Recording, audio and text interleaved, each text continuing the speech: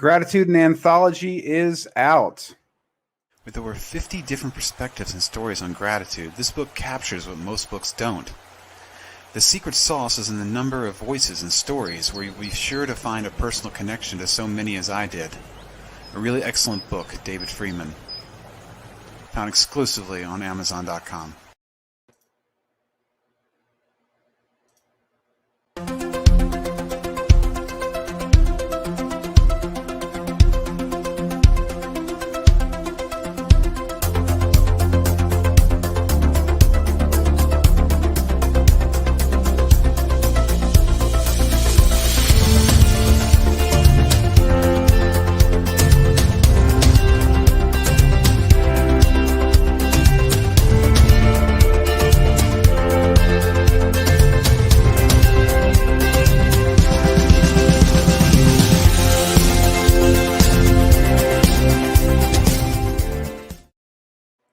Hi and welcome. I'm Chris Palmore, and this is Gratitude Space Radio. This is a special birthday gratitude episode. I've got my friend Kim Vandenberg on the line, and I want to bring her right in, get her face right in here, front and center. Welcome, Kim. Hi, Chris. Thanks so much for having me today. Oh, you're welcome. So glad you're here. It's funny. Like I said, I sent Kim a text the other day, and I was like, it was 7 years ago that I learned that Kim Vandenberg existed. I got to hear you speak, and I was so moved by you. It was 7 years ago. It's crazy. Oh, I can't believe it was so long ago. Time just flies by. That was in Chicago, right? Yeah, that was in Chicago. And I remember hearing you speak, and I didn't talk to you then. And then it was sometime within 3 to 6 months later, I reached out to you. I think it was through Twitter, actually, and just mentioned what I was doing in New York and how I'd love to be a part of a gratitude project. And you were game. You were amazing. Thank you. Well, I'm happy to see you again. Likewise, I have great memories in New York. I remember the last time I saw you, I ran into you on the streets, and you came in. You shot this really beautiful video for this because I met a woman that had a young boy that was a swimmer, and you were such a delight. I just have great memories with Kim Vandenberg. So here's another one to add to it. Oh, thank you, Chris. And also, my little puppy is next to me, so if she starts making sounds, I apologize. Oh, that's okay. That's okay for sure. So. For people that don't know you, Kim, and I do know a lot about you, but would you like to share a little bit about yourself to open up? Yeah, I'm an Olympic swimmer from the 2008 Beijing Games, and I'm also a mentor. So I now mentor athletes, and I coach swimming, and I coach yoga, and then I also do a lot of swim events where I speak about my Olympic journey, and I do public speaking events as well. So I'm always involved with sharing my knowledge and helping other people achieve their goals. Beautiful. And then you mentioned before we started that recently you moved to California and now you're going to Pepperdine. Yes. So I'm currently getting my master's degree in psychology at Pepperdine University. I have about 1 more year to go. So I'm studying the brain right now. It's very interesting. Oh, yes, it is very interesting. We have a lot going on. Oh, yes. Yeah. I met a friend the other day who was explaining to me about, anyways, I can't even get into it. I don't want to finish it. It was just very fascinating. He did this experiment with me about keeping our eye contact. And like, if we keep eye contact and we're talking, as long as when I'm here with you, as soon as I go away, that's where you start thinking and where conflict can happen. But if we stay grounded, there's certain memories you can access, things you believe, Yep. that are right here. But as soon as I have to do this, it breaks the connection and other things can happen. It was very fascinating. It is fascinating. Brilliant. Endlessly. Yeah. So Kim, your birthday's coming up, and it was a good excuse for me to go reach out to Kim, see if I can get her on here, let her talk a little bit about gratitude in her life. And so speaking, I sent you a couple of questions before, but in this past year, do you have any memories of kindness that have kind of some things that have happened in your life that you could share with me? Yes, I loved that question, and instantly this neighbor of mine popped up in my head. So one of my neighbors, her name is Pearl, and she has a little puppy as well, who's around the same size as my puppy. And our dogs just instantly started hanging out and being friendly. And so we started hanging out.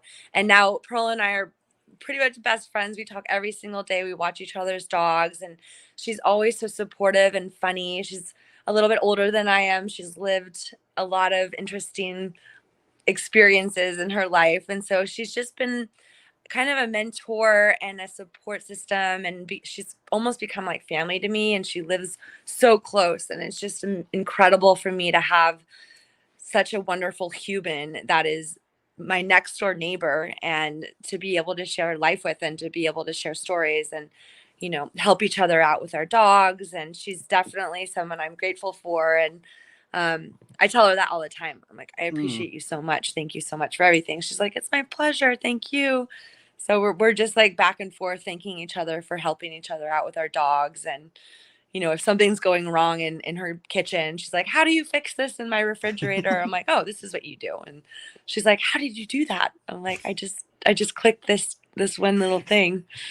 So that's beautiful. There's so much there. Kindness is a catalyst for gratitude. My newest book, the book I have coming out next month, The Mechanics of Gratitude, is the catalyzing gratitude is when you become a catalyst for gratitude. And kindness is a catalyst for gratitude. It allows people to open up in space for people to be grateful. So when you're sharing that about your friend, like, just the fact she's there and you all have this connection, and she's so kind to you, and you're backwards, it's such a reciprocal thing that I see that's happening there. And then, on top of that, I love that story because, you choosing where you're living is it's a pretty random thing if you think about it. In the general, like you moving across the country, and there you are, and there she is, and on top of that, you have a dog, so you have this relatable things. But these are all like grateful. They're like, I call them gratitude elements, right? Like they're just little things that had to happen that are pretty random. That here you are with this friend. Yeah, and we have each other's keys to our house, and we trust each other, and it's a really beautiful thing. And she came into my life in the past year. So when you asked that question, I was like, oh, Pearl, 100% Pearl. Also, my Pilates teacher that I started working with this year came into my life, and she's just been so incredible to help me find stability in my core, because I have back problems, and just to have someone to help me be healthy and help me be centered. She's somebody who I really am grateful for. So what's her name? Tatiana. Okay. And how did you meet Tatiana? Did somebody recommend her? Did you come across? So one of my clients, like I said, I teach swimming, I teach yoga. And then one of my clients, sometimes I have back issues. And so one day I was like, oh, my back's really tight. And she's like, oh, do you do Pilates? And I was like, well, I used to, but I haven't in a while. And she goes, oh, you should meet up with Tatiana. So she was recommended from one of my clients. And then I started seeing her recently, like in August, and I see her every week, and she's been very helpful for me to find my center, not just in strength, physically, but also just being grounded emotionally. So she goes above and beyond. It's so much more than the Pilates. Yes. That's beautiful. Well, since your last birthday, have you had any type of how did I write it? It's like any trials or tribulations that you went through that now you kind of been able to look back in reflection and see the light or find the goodness out of that? Yes, definitely. I don't want to go into detail. Of course, it's fun. But I did get out of a relationship, and it was really difficult. It was really challenging. I was in a very dark place at one point, trying to get out of that mindset. So I think the gratitude element, being grateful for my puppy, or being grateful for my neighbors, or being grateful that I have a beautiful life. The small things really helped me kind of get out of that darkness. And I think that it's a daily process. You wake up, what am I grateful for? I'm grateful for my cup of coffee. I love having my cup of coffee in the morning. I'm grateful that I have people like you that I get to talk to about being grateful. I'm grateful that I have a wonderful family, and I get to go see my grandma soon. So there's a lot of fun things to be grateful for. That's beautiful. And I'm completely there with you. My gratitude practice last year has been basically just in the morning, I recalibrate myself by just reminding myself of all the stuff the everyday things that I want to appreciate and not take for granted. And the biggest example I've had is like I got married last November. Oh, congratulations! Thank you. And my wife Rosio, she's from Bogota, Colombia, and for over 4 years we were in a relationship long distance. We would see each other, and I'd go there for 6 weeks at a time, and she'd come here and this and that. But for the most part, every night I was getting on this phone, thank you, grateful for what's up. and we would talk and say goodnight to each other. Right. And, you know, now she's here and I don't want to forget that. I don't want to forget, you know, I need to remind myself, you know, the mind's so quick to go, you get the new car, you get the new toy, whatever it is, right? It's like on to the next thing. Like you don't remember life without it to appreciate what it is. And I really don't want to forget that she's here and how much I wanted that and how much that was, you know what I mean? Going through the K-1 visa process, that's not an easy thing. It's a time consuming, money, energy. It's a real commitment. It's real commitment. Going and getting married was very easy next to like doing the K-1 visa process and getting governments to sign paperwork and all that. But I just, you know, it's grounding yourself, you know, like I said, it's grounding myself, appreciating what I have in front of me, reminding myself that I'm enough, you know, like I don't need any more. I'm good. Same time, I'm open to all the gifts the universe wants to give me, but at the same time, I have enough, you know, like I am enough. And, it's and you know, with stuff the last year, I went into this initially, at the very end of my practice, I say health, and then I go through a list of names and I keep adding names to that list. It just even if the people aren't incredibly healthy, these are people that are alive in my life that I care about. And it's recalibration. That way, you know, when stuff hits the fan, stuff you're not expecting, you got a little more solid foundation. Yeah. There's a really good exercise that I do with some of my mentees. You know, like I said earlier, I mentor a lot of younger athletes. So if you get a piece of blank paper and you get a pencil and then you put your hand down and you trace your hand.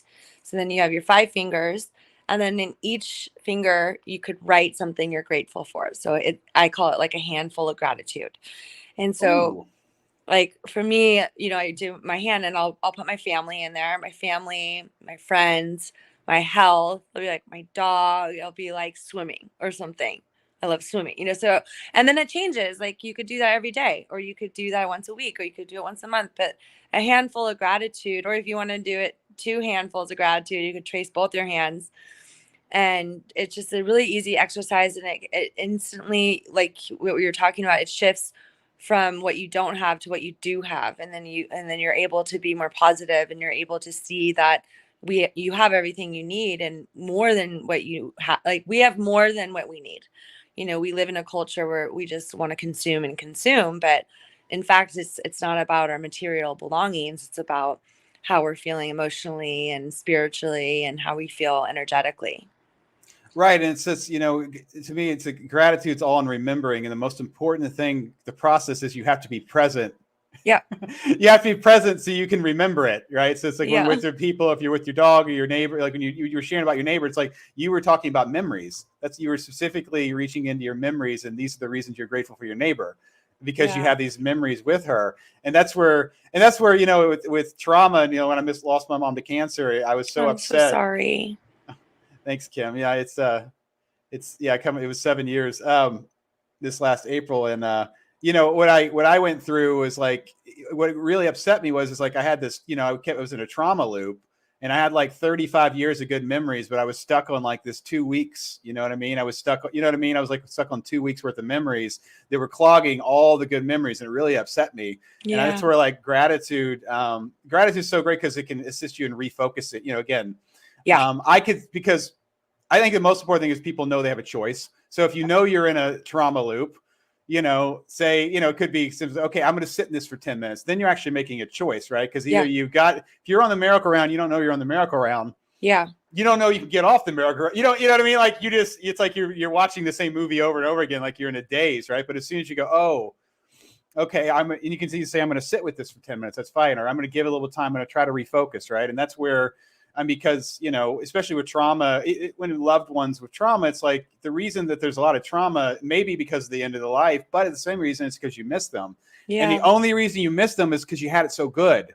Yeah. So there are a lot of good memories. You know what I mean? Like the only reason you're like getting this pivotal swing is because you had it so good. Yeah. If you didn't care about them, you'd be like, okay, whatever, right? It wouldn't affect you. It'd be like, you know, but that's why knowing that, you know, my thing was like, okay, well, I need to start focusing on good memories because I have a lot of them, you know, so as soon as I get in that moment, I try to pivot, you know, I depending on, obviously it's different for different people, but it's powerful. It's empowering to know that gratitude, you have a choice to be grateful and to switch what you're focusing on at that moment. So. Yeah. And, you know, to piggyback off that, I think it's also I've thought about this a lot this past year, when things are really difficult, when you're going, like what you were saying, through a trauma loop. In fact, for me, it's like now I'm able to have a new layer of depth of emotions. Like, even though it's been hard, it's now I know what that feels like, and I can empathize with other people who are struggling, and I could find compassion for other people who are having difficult times, and to have the human experience of all the emotions, the good and the bad and the high and the low. So I think it's to be grateful that, you're capable of having emotions that heavy and that deep, reflects that you're also capable of having the opposite, and you're capable of having emotions that are positive and, over the moon and filled with sunshine, so it kind of gives you can't understand happiness if you don't suffer. Right. I completely agree with you. And it's that idea that, life is an experience, and it's not one color. It's all the colors, and it's all the emotions. And I had somebody I was talking on the podcast, and they were quoting somebody else. I should find out the name of the quote, but it's basically like, if you want to live a life where you don't have, you're not upset, you're not hurt, all these, these feelings that we label as negative, you're basically describing a dead person. Yeah. The people that don't go through those emotions are the ones that don't have a pulse. So Yep. You're alive, this is what you get to do. And even this morning I was thinking about in the shower, it's like, the quicker I can get to appreciating the experience, because I get to have the experience, I get to have the experience, right? Like, if I'm still here, the experience hasn't said killed me. I can learn from it. I can be better from it. I can grow from it. Like I think there's benefits in I think we can find benefits in anything. Because, my whole thing is like, if you're sitting in a moment where you're grateful, if you love yourself, you can look back at anything and go, it's okay, because that was the road that led me to here. Yeah. And that's who, and I am specifically who I am because of those roads, and a lot of those roads we don't choose. Right. Right. And I think it's interesting with time. One of my good friends was in town, and I had dinner with him. We were talking about kind of what we're talking about, like difficult times in life and how time gives you different perspective. And he was telling me about, a divorce he had when he was younger, and how now he looks back at that and he's like thankful for the experience. Even though it was so hard back then, he now is thankful that he had that, because it gave him so many life lessons, and so we were talking about that. I'm like, well, it's interesting how things, when they're horrible at the moment, later in life, you're grateful for them.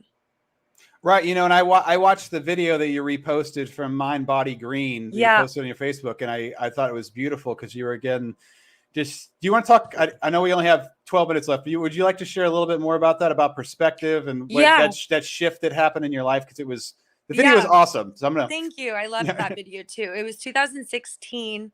I went to my 5th Olympic trials, so I went to my first one when I was 16, missed the team, 20, missed the team, made the team in 24, just missed the team by one spot when I was 28, which was heartbreaking and devastating at the time, and then I moved to New York, and I was trying to find balance, and I did find balance. I started working with, a startup company as a writer. I started working with photographer. I started balancing my life outside of the water. I wasn't always in the water. I was swimming still, and I was teaching, but I was also developing new skills and developing new passions, and trying to find balance in my life. And then I went back to the Olympic trials when I was 32 in 2016, and I was able to have a different perspective, and I was able to enjoy the experience for what it was, and to be grateful to even be there. As a 32-year-old, I was racing like 16-year-olds, and I was one of the oldest swimmers there. And I didn't make the team at that trials, but I wasn't upset like I was 4 years earlier. I was able to be grateful for having a healthy body and having a healthy mind, and having the opportunity to even try, to even be there for the 5th time. So it was a beautiful experience, and it was really healing, kind of full circle, going back from my first Olympic trials when I was 16 to being there and just watching people miss the team and watching people make the team, and empathizing with everyone. Like, I know what it feels like to make the Olympic team. I also know very well what it feels like to miss the Olympic team. And so I was able to have dinner with friends who missed the team, and share my experiences and talk to them and support them. And I was able to be excited for the new swimmers that made the team. And yeah, it was a really beautiful moment for sure. I really enjoy you sharing that here. Really enjoyed the video. This last year I released a book where I had over 40 people write about their experiences in the year 2020. It's called Dear 2020: Letters to a Year That Changed Everything. And it's just a book about perspective, because perspective is one of the massive components to a grateful heart. Like, perspective allows you to ground where you're at and put it, you know what I mean? It's such a, it's so grounding. And when you shared that story, obviously you're coming, I mean, wow. I mean, coming from where I can't even imagine the training and being there in that moment. And then you sharing how, looking back, the perspective you had going back to, it's just a powerful thing. I feel like if we could wake up and go, today, let's get a little bit more perspective in our lives, period. Like, we just wouldn't take things so damn seriously. Yeah.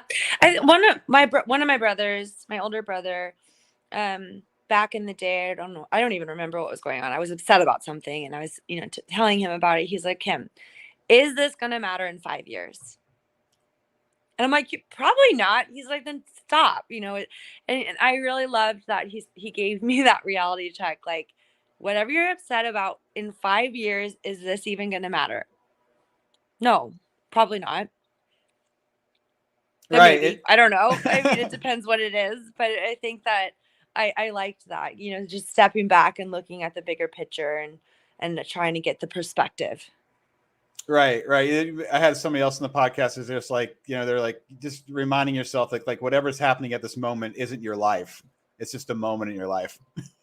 Don't let it consume you and like take over all elements of your life just because you feel like this is it. Like there's so much more than whatever a moment is, however you're feeling in a moment. Yeah. So it's that's amazing. Your brother would come in and just kind of give you that tough love in a fun way, I guess, right? Because you obviously remember it because he gave it to you. Yeah.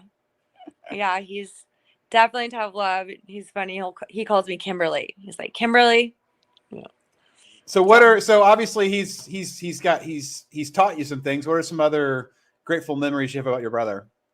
Well, both my brothers, so I have 2 brothers and a sister. There's 4 of us total. And so when we were little, my older brother and my younger brother, they were like my first competitors. Like, we just raced all the time in our backyard pool. We had so much fun playing. And I just always remember wanting to beat him. And I was like the annoying little sister. I'm like, I want to just do everything he does, and I want to be better than him. So he was, eye roll at me, but we were always competing and playing and laughing. And then as I got older, both my brothers are at the Olympic trials, and they're like painting their chest, like, go Kim. And they were just so supportive of my swimming career and so proud of me. And yeah, I love my family, and I love my siblings, and my brothers they still are, I talk to them all the time. So I'm very thankful and grateful for my family and for my brothers.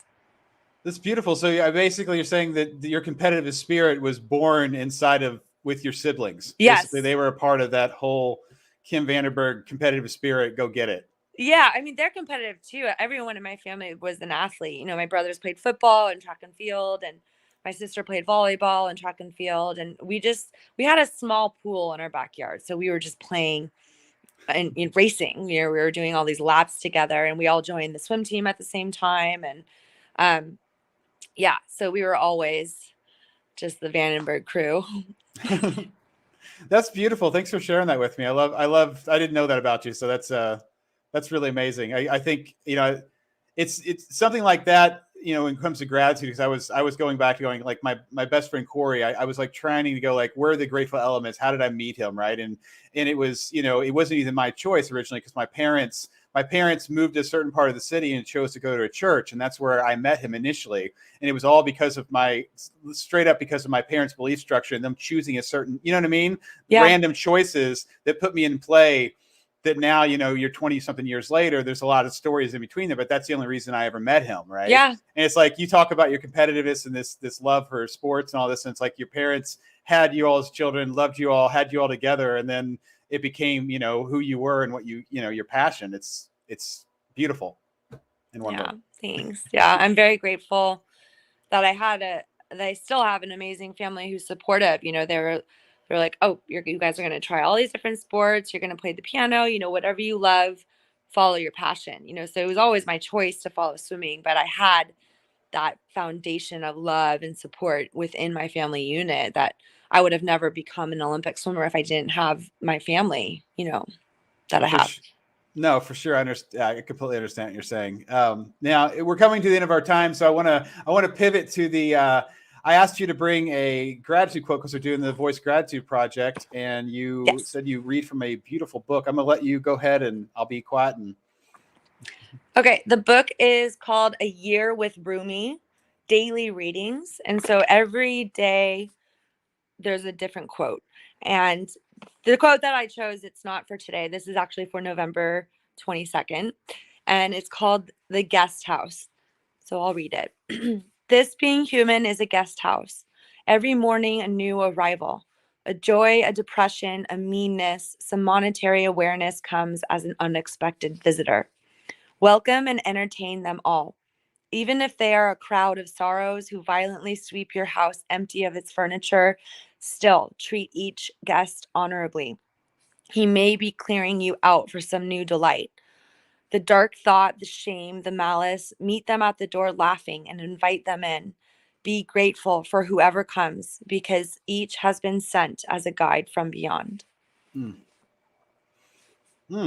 love that so much. I do so too. Good. I shut my eyes so I could just feel you saying it. So I'm just. Yeah.